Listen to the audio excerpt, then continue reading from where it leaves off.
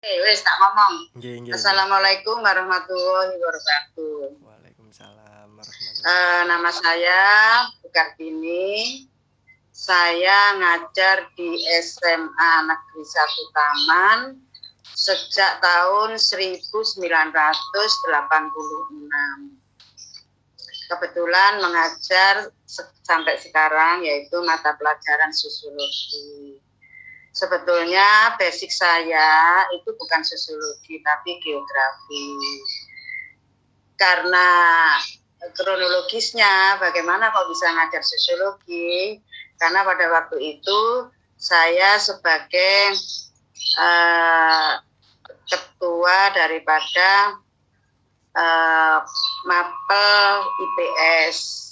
Ya, karena tidak ada yang mau mengajar antropologi dan sosiologi, maka saya memberanikan diri untuk bahasa saya ajar antropologi, untuk IPS saya mengajar sosiologi karena kebetulan guru geografinya sudah ada, yaitu 2 orang kemudian menjadi 3 orang. Nah, akhirnya pada waktu tahun 2006,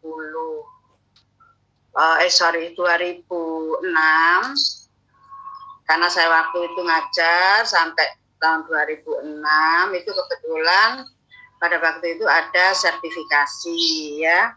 Nah, pada waktu dulu sertifikasi itu adalah pengumpulan untuk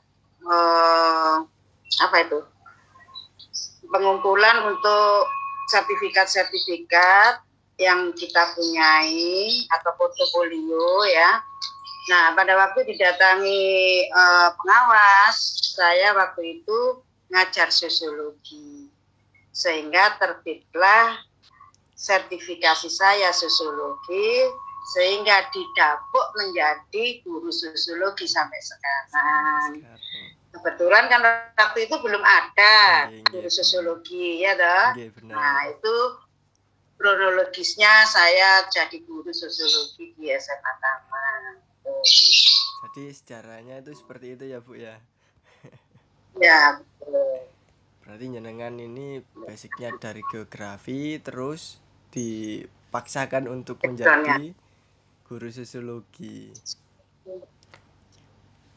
Terus mengatasi hal-hal sampai sekarang mengatasi hal-hal yang kayak gitu gimana Bu jenengan Bu? Kan jenengan dasarnya dari geografi terus ke sosiologi. Nah, nanti siswanya gimana Bu jenengan ngajarnya? Nah, kalau selama ini karena ilmunya kepepet, saya karena orang-orang alasannya tidak mau belajar lagi ya toh. Akhirnya saya harus memberanikan diri beli-beli buku yang berkaitan dengan sosiologi. Ya, akhirnya seperti kejar tayang ya. Nah, tapi karena sudah lama mengajar, ya lama-lama sudah terbiasa. Dan saya pikir anak-anak juga, pertanyaan dari anak-anak juga masih bisa kita atasi. Kalau sekarang kan enak pertanyaan. Anak-anak enggak usah tanya gurunya, tanya di Mbak Google sudah bisa ini, ya toh. Benar. Jadi sekarang saya ya ini, jadi memang kita harus mau belajar dan belajar itu aja sudah. Nanti kalau ada seminar sosiologi ya ikut, untuk nambah wawasan. Jenengan cara metode pengajarannya gimana Bu teng siswa-siswa itu? Boleh jenengan jelaskan? Nah, itu sebelum pandemi apa pada waktu pandemi? Sebelum pandemi dan waktu pandemi juga. Kalau sebelum pandemi, kita lihat dulu materinya ya atau kajiannya tentang apa. Karena sosiologi itu menyangkut daripada masyarakat, saya pikir itu kehidupan sehari-hari kita. Nah, saya lihat KD-nya, kalau memang KD itu perlu diberikan penjelasan, saya berikan penjelasan untuk memancing anak-anak supaya dia tertarik untuk ini. Kebanyakan adalah saya pemberiannya adalah diskusi dengan anak-anak, kemudian kita beri penugasan sesuai dengan materi yang kita sampaikan, dan itu melatih anak-anak supaya dia berani berpendapat, juga melatih anak-anak untuk mau belajar membacanya, mau membaca ya, jadi ilmunya tidak instan itu. Jadi saya kan banyak misalkan tentang satu kasus ya, ini ya studi kasus, jadi kita berikan satu kasus-kasus ya yang sedang tentunya, nah itu untuk dipecahkan bersama bagaimana anak-anak memberikan pendapat sesuai dengan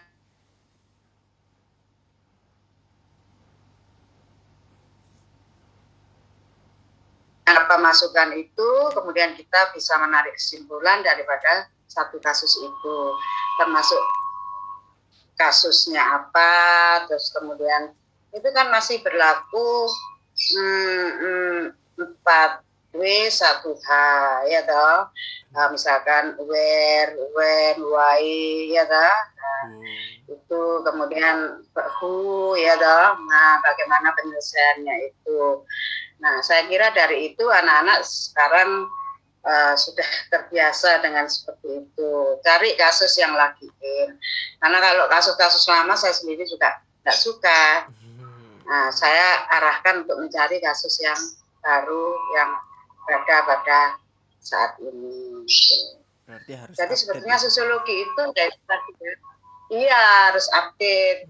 Nah sekarang apalagi zamannya sudah seperti ini, anak-anak diberikan kuota dan lain sebagainya, sehingga ya mereka sekarang nggak tahu apa dengan adanya COVID ini lebih bergairah dengan banyaknya materi-materi, karena semua guru sudah memberikan ini ya, materi-materi yang diberikan siswa, banyak penugasan, kemudian mereka juga dijelaskan. Saya pikir saya sudah menyampaikan ke anak-anak ya, bahwa mungkin apa yang saya sampaikan itu kamu lebih tertarik terhadap apa yang disampaikan di media sosial, karena anak saya suruh melihat di ruang guru ya toh, saya berikan passwordnya ini, coba kamu buka di ruang guru materinya ini, mungkin lebih tertarik kamu di situ, lebih lengkap, karena kalau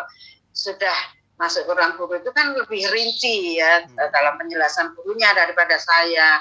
Makanya kamu harus sering-sering melihat di situ. Makanya anak-anak setelah saya suruh melihat di ruang guru atau saya punya link ini tentang ini, baru nanti saya beri penugasan. Kalau yang tidak bisa ya silakan ditanya, nanti kita bahas bersama. Gitu. Tapi itu semua udah sesuai harapan belum, Bu? Sesuai harapan jenengan?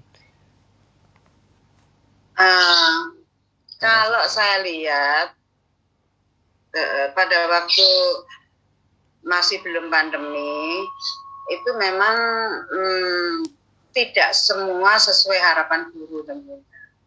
Tapi kelas-kelas yang seperti Axel, itu di luar ekspektasi kita. Memang anaknya lebih rajin kalau diberi ini. Bahkan mereka itu kadang-kadang ya itu tergantung lagi ya sama siswanya. Kalau saya lihat anak-anak yang Axel itu sangat ini sekali, cepat kalau diberi tugas ini, dia senang berdiskusi dengan kita, malah dia lebih suka berdiskusi daripada dia harus diterangkan. Misalkan mengenai kasus ini gimana Bu, ini sangat aktif sekali. Tapi ada juga kelas-kelas yang memang anaknya flat ya, nggak bergairah, ini ada. Dan untuk menumbuhkan rasa seperti itu memang berbagai macam cara yang kita lakukan, bagaimana supaya anak-anak tertarik terhadap ini. Ya apa ya namanya, anak itu kadang-kadang hal-hal yang apa ya, yang membuat dia tertarik gitu loh. Nah ini jadi kita memang harus memutar pikiran gimana supaya anak. Kadang anak-anak itu gini, saya tuh kadang-kadang anak-anak kalau seperti ini ya, diharapkan dengan diskusi itu kan anak-anak itu lebih mendalami tentang apa yang kita diskusikan. Tapi kadang-kadang karena masih ada UNAS, tuntutannya kan di situ ya. Nah, kadang-kadang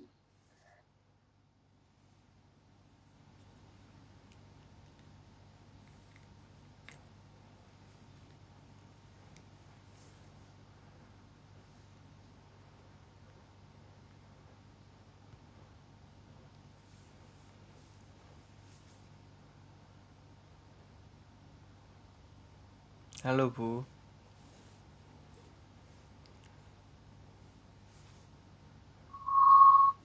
halo. Tadi jaringannya Oke, ngena ya. Jadi harus ada ekstra bumbu-bumbu biar apa itu teman-teman siswa itu bisa tertarik gitu ya Bu ya. Iya, memang kayak sebetulnya kayak gini ya, diskusi itu senang anak-anak rame ini. Tapi kita harus mempunyai target juga bahwa materi ini kalau diskusi itu kan materinya nggak karuan ya, misalkan tentang ini itu yang bagus. Nah, padahal kita ada ujian. Nah, kalau kita itu terus bagaimana dengan apa namanya materi ujian. Jadi kadang-kadang kita ngejarnya sampai di situ. Jadi tidak semua kasus itu atau tidak semua materi itu bisa kita diskusikan. Kadang-kadang anak-anak perlu penjelasan, kadang-kadang gitu. Bu. Jadi kalau di SMA yang jenengan ajar ini gimana Bu? Budaya literasinya Bu buat para siswa ini. Soalnya kan kalau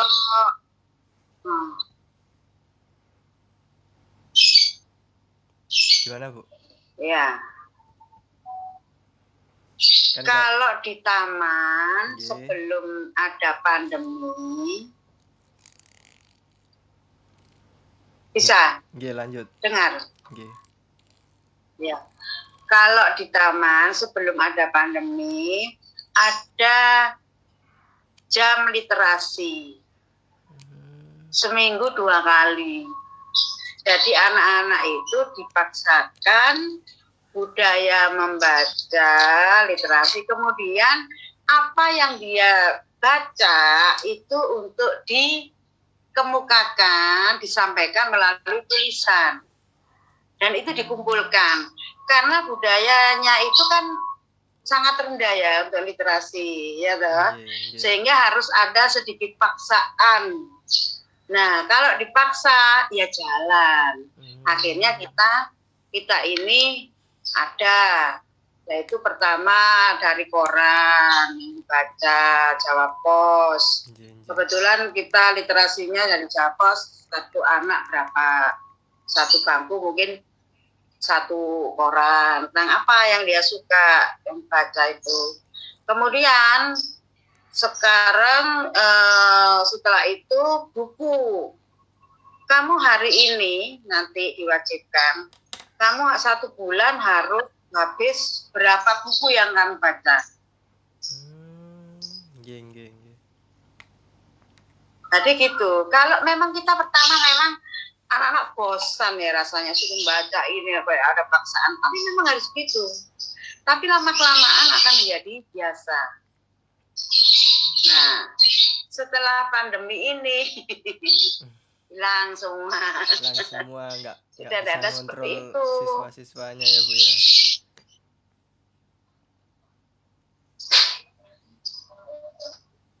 Halo.